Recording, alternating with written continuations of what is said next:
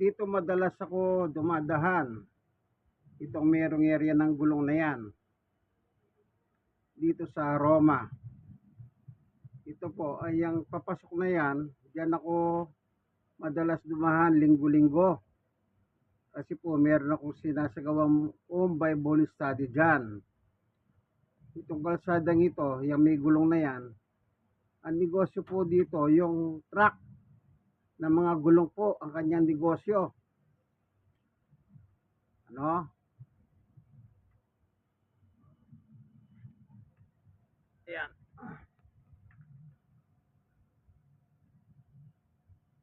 Diyan ako unang dumadahan pagpapasok ako sa loob ng Roma.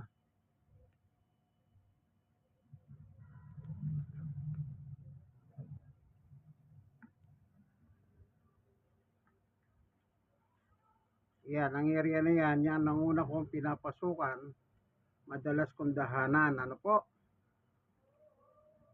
Paggaling ako ng Paradise Site sa permanent housing, dyan ako dumadaretso.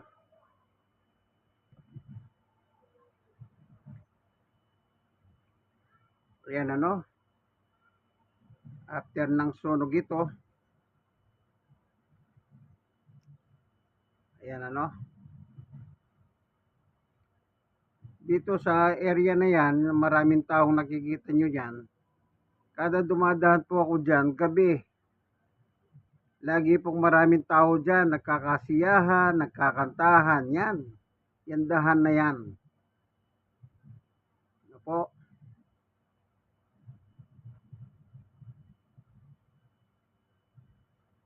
Diyan nga ako nagkaroon ng kaibigan, si Tatay Mako. Wala na, patay na po siya, no? Si Tatay Mako.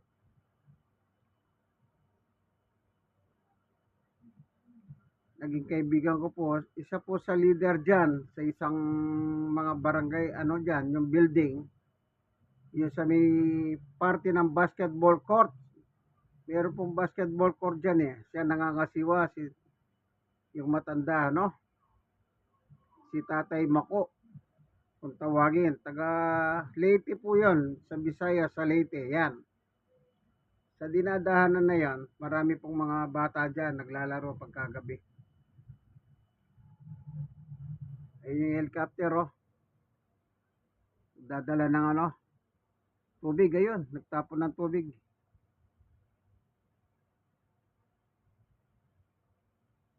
Yan, yung lugar na yan.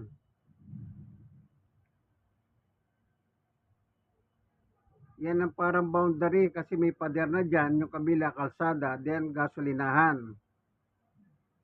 Yan, dyan po ako unang dumadahan pagpasok ko dyan para magsagawa po ng home Bible study.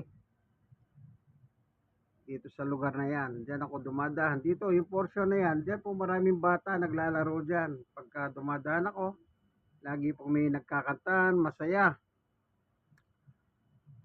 Ngayon, ayan po ang nangyari, nasunugan sila, kawawa naman po ano. Sana tulungan sila ng gobyerno na muling makabangon. Hindi biro po ang masunugan. At may mga portion pa po dyan na may mga bina-Bible study ako dyan, ang hanap buhay nila, sunog. Kung saan po meron sunog, sila ay pumupunta at nangangalakal ng mga sunog. Kagaya na nakikita ninyo dyan, kung ano po yung makuha nila sa parting sunog, ang ginagawa nila, binibili po nila. May mga banda dyan lang po yun, no? Yung pamilyang Hapay. Yan ngayon sila po yung nasunugan. Na kapag sila po ay pumupunta sa mga sunog upang mamili ng mga kalakal, kumukuha lang po sila ng panghulog sa Bombay. Kagaya ngayon, paano na sila? Ano po, paano na sila? Hindi biro po masunugan, ano? Ayan. Napuno ng ano po, bombero, yung highway, ano? Ayan.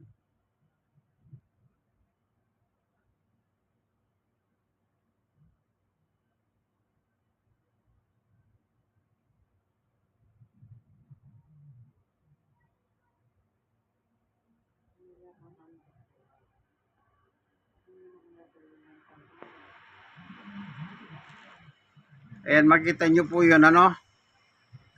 Nagagawan po sila. Ang pinagagawan po nila, kuryente. Ayan. Inatak po nila yung kuryente kasi mahal ang kilo ng kuryente. Ayan, makikita nyo po yan.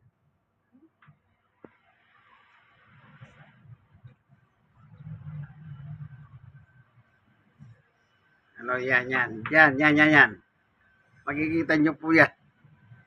Pinagagawan po nila yung kuryente. Kasi mahal nga po ang kilo ng kuryente.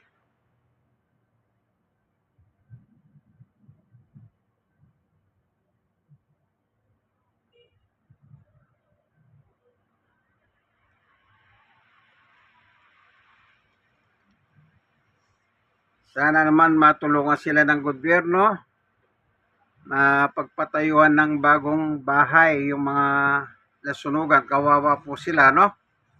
Napakarami pong pamilya niyan. Ayan po yan. Oh. Kawad ng kuryente yan.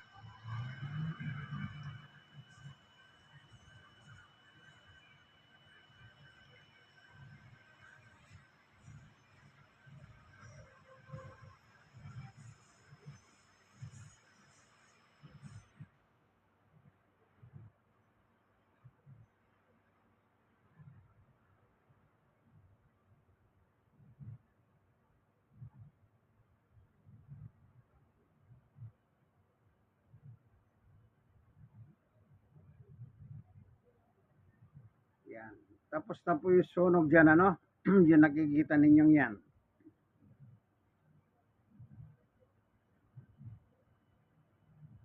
Yang maraming kahoy dyan, ang hanap buhay po niyan, kahoy talaga. Na dumadaan din ako dyan sa Eskinita.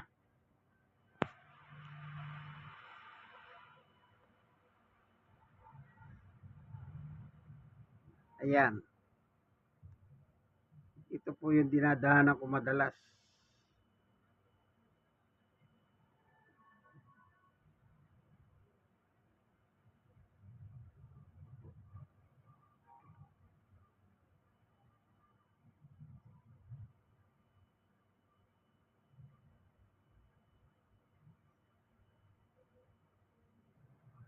Ayan mga bombero, ano po?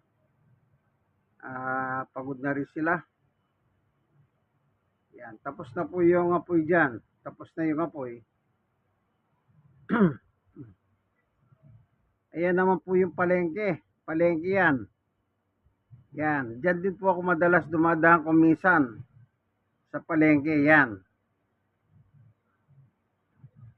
Yan po yung talipapa ng Barangay 105 sa Roma. Ano po?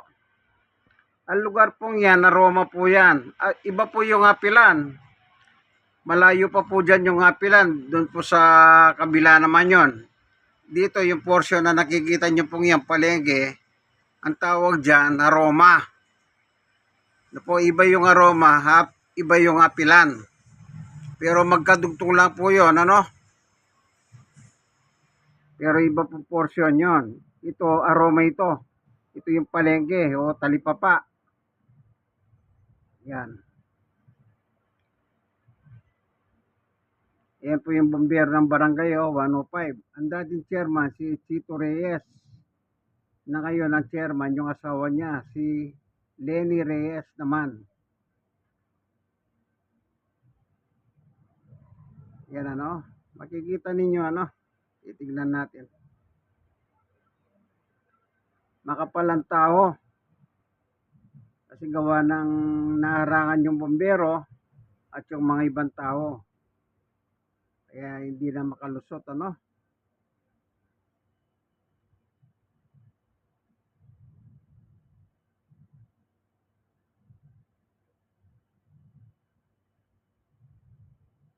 Ayan. Yan pagkatapos na po ng sunog yan. Wala na po yung sunog. Tapos na ano. Ayan. Ang chairman na yun. Lenny Reyes. Kung mapasin ninyo sa sasakyan. Ayan Reyes oh. Yan po yung asawa ng dating chairman si Chito.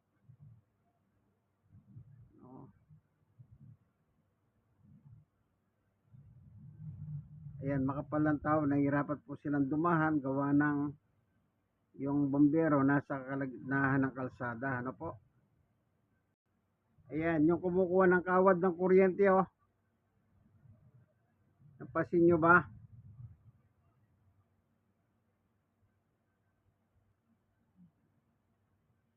Ayan. Relax na po yung mga bombero kasi tapos na po yung sunog, ano? Ayan.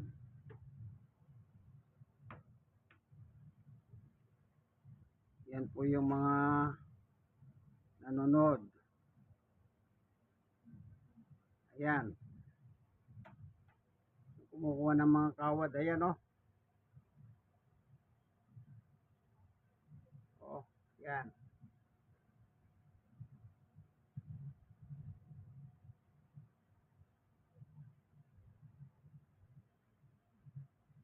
Ayan.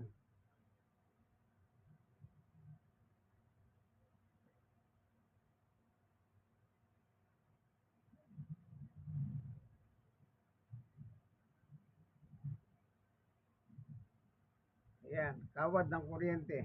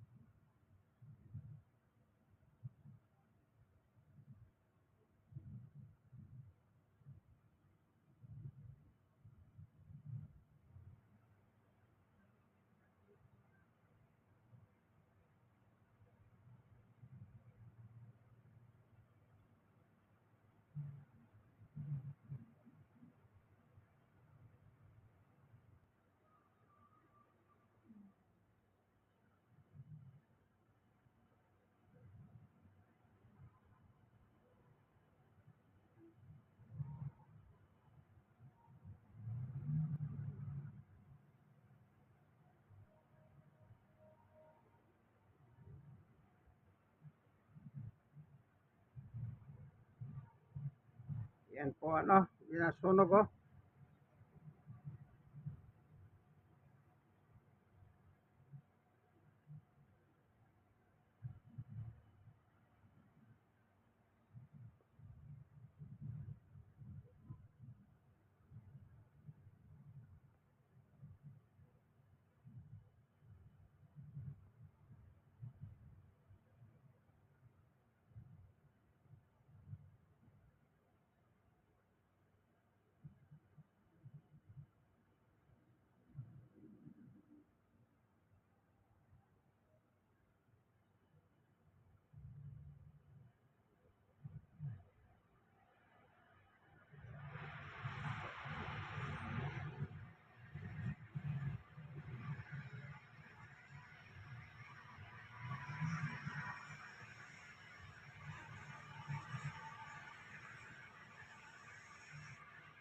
September 14, 2024.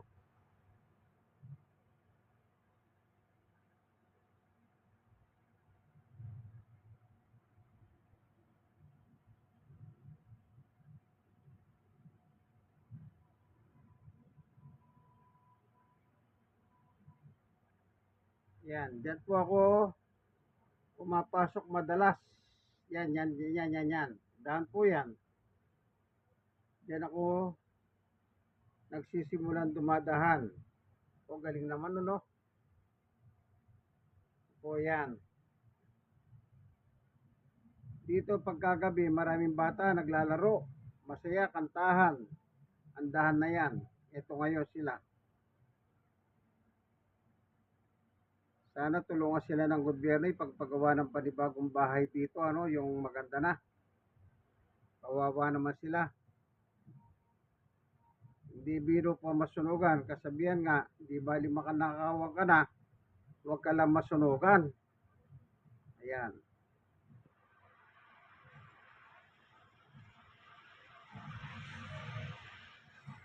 Ito mga video ito, binibidyo ko lang po sa video rin ng mga nag-vloggers. No, hindi ko po sariling ano ito. Nakikibideo lang ako ng iba't ibang video para lang makita po ninyo, makatulong tayo na sana matulungan sila ng gobyerno, na sana pagpatayuan na sila ng high-rise building. Maraming pamilya po nasunog dito, sunugan, nawalan ng kabuhayan. Meron po akong mga kakilala dyan, ang hanap buhay po nila sunog. Kung saan ang may sunog, dumadayo sila at namimili sila ng kalakal. Kaya ngayon, itong pagkakataon na ito, sila naman ang nasunugan. Kaya sabi nga po ng isa, sa daing niya nabasa ko sa Facebook, ang hirap ng buhay kanya. Kasi po, ayan na, nangyari eh. Dati kabuhayan nila sa mga sunog, ngayon sila po yung nasunugan. Ayan o, tingnan nyo po sila o. Yan, yung iba po dyan, yung mga pader, tinatayuan na nila. Yan o, mapapasin ninyo, may mga tent na. Ano? Kaya dyan na rin sila matutulog. Ayan, nakapaglagay na sari-sari store yung isa. Alam nyo po, napuntaan ko yung mga nasunugan sa may basketball court, doon sa malapit sa barangay. Pwede na sila magtayo ng tindahan sa dami na namimigay po eh. Lahat na lang. Araw-araw may namimigay sa kanilang tulong. Ayan, kalakal, bakal, ang laki oh. Oh. Nasa iyo yan, kung gusto mong kumuha ng bakal, bahala ka. Dahil mga labi ng ano yan, sunog. Kaya sabi po ng isa, doon sa pinuntahan ko sa may basketball court, si Brother Jose, magtatayo ako ng tindahan, sabi niya. Kasi po nakita ko yung kanyang mga rasyon ng pamilya niya. Ang dami. Bigas, dilata, kape, lahat na. Makapagtatayo ka ng maliit na grocery. Inaayos niya po nakita ko. Sabi niya nga sa akin, magtatayo na lang ako ng tindahan, sabi niya. Sabi ko, mabuti pa magtayo ka na lang ng tindahan. Kasi po yung si Brother Jose, senior citizen na po siya. Na kailan lang naging senior citizen siya. Sabi ko nga, mag-retiro ka na sa trabaho mo kako. Kahit po 60 na, malakas pa naman, kaya nagtsatsaga pong maghanap buhay. Si Brother Jose. Kaya nung dinalaw ko po sila nung nakarang Sabado, nung, ano bang petsa yun? 21, o tama, 21. Pagkatapos ng isang linggo yung sunog, kasi 14 yung sunog eh. Kaya dinalaw ko sila nung Sabado 21. Ayan mga bata. Yun nga, sabi niya, pwede na ako magtayo ng tindahan, sabi niya. Ayan nagkukumpuni na po yun para matulugan na nila. Ayan.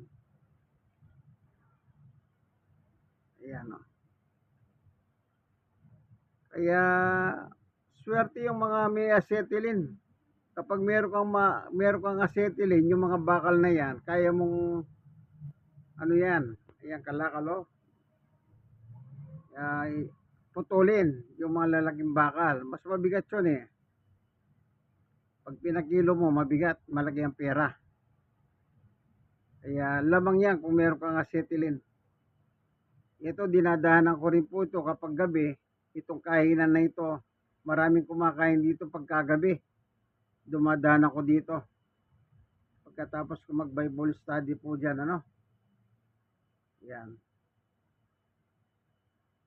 Ito na pong nilabasan na ito, palengke na ito. Ito po yung talipapa ng aroma.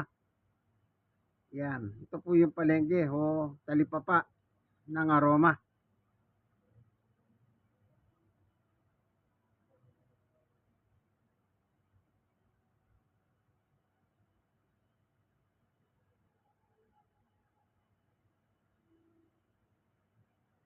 Nung araw po sa dulo naman, ilang buwan lang ang nakaraan, nasunog din naman sila. Nasunugan sila doon sa dulo. Siguro mga ilang buwan lang ang nakaraan dyan. kulang-kulang siguro mga 5 buwan o 6 na buwan na nakaraan, nasunog do'n sa 'yan, sa diretso mo lang 'yan, diretso mo sa may basketball court. O kung di ako magkamali, 5 buwan o 6 na buwan na po nakaraan, sila naman po yung nasunugan. Ito after 5 months or 6 months is dito naman po nasunog ano. Ayan. Kawawa sila, sana matulungan sila ng gobyerno ano. Ayan no, barbecue saging, masarap yan.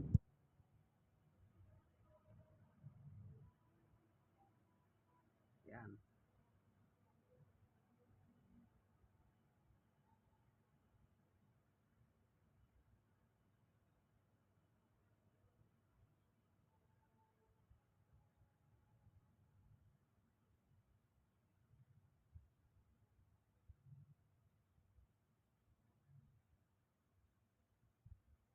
Ayan no, yung malalaking bakal na yan. Kung meron kang acetylene, ayan. Putulin mo yung mga yan, mabibigat yan, madali. Kikita ka ng gusto dyan no, yung mga bakal na yan.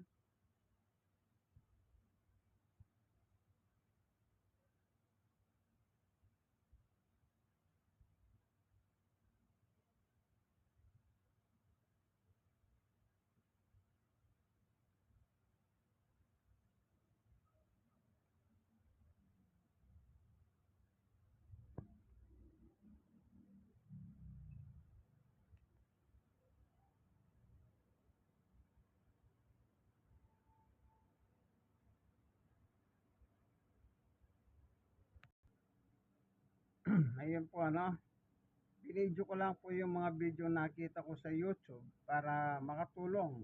Sana matulungan ng gobyerno yung mga nasunugan sa Roma. Talagang grabe po ano.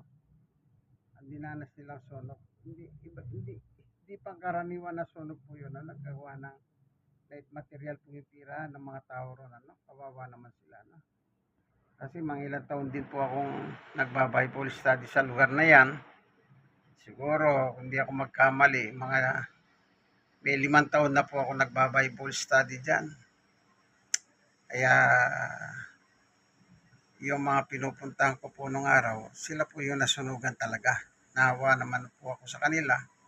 So, ang akin lang magagawa po, yung ipanalangin lang sila sa Panginoon Diyos na sana wag silang magbago, ano? Na wag silang mawalan ng pananampalataya. Dumating man sa kanila yung ganitong sitwasyon, ipatuloy pa rin po silang magtiwala sa Diyos, ano? Kasi wala naman po talaga tayong magagawa. Ano man ang mangyari sa ating buhay, ano po? Basta meron tayong Diyos. Iyon lang po ang mahalaga. Meron tayong Diyos sa buhay, ano? Kasi meron Diyos po naman na andang tumulong sa ating pangangailangan. Yan po nakalagay po sa Biblia. Kapag lalapit tayo sa Diyos, ang Diyos naman ay tumutugon, ano po?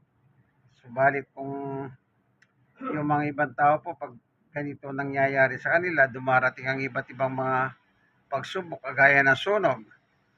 Kumisan po, kumisan nakakalimutan nila ang Diyos o binibitawan nila ang Diyos, ano? Dahil po sa sitwasyon. Sana wag naman ganon. O, wag naman sanang ganon, ano po? Sige, hanggang dito na lamang po. Ito yung inyong kaibigan kay Jesus, Brother Manny Bautista. God bless us all. Lagi nyo tatandahan, ano po, lagi po kayong manalangin, magpasalamat sa Diyos, ano man ang mangyari sa ating buhay. Talagang ganyan ang buhay dito sa mundo. Ano po, kailangan lang natin alalahanin ng ating Panginoon Diyos na may bigay ng buhay sa atin. Ano po, maraming salamat po. God bless us all po. Bye-bye.